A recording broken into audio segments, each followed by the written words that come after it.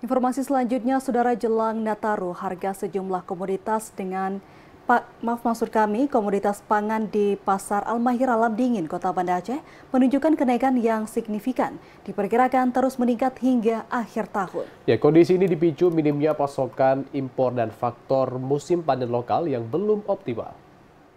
Salah seorang pedagang sayur di Pasar Al-Mahira Lamdingin, Kota Banda Aceh, Fahri mengatakan untuk harga cabai merah dijual dengan harga Rp25.000 dari harga sebelumnya Rp20.000 per kilogram. Cabai hijau naik menjadi Rp22.000 dari sebelumnya Rp20.000 per kilogram. Sementara itu harga cabai rawit bervariasi, rawit bencong Rp18.000 per kilogram, caplak dan nano Rp25.000 per kilogram, dan rawit kampung mencapai Rp30.000 per kilogram. Kenaikan juga terjadi pada komoditas bawang.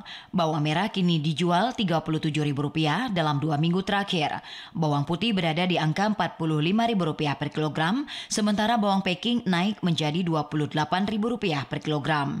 Fahri memperkirakan harga bawang akan terus naik seiring pasokan impor cenderung berkurang menjelang akhir tahun, dan hal ini biasa terjadi karena tidak masuknya barang impor di akhir tahun. Sayuran lainnya pun mengalami lonjakan harga. Tomat bahkan naik drastis, kini dijual Rp20.000 per kilogram dari sebelumnya Rp15.000 per kilogram.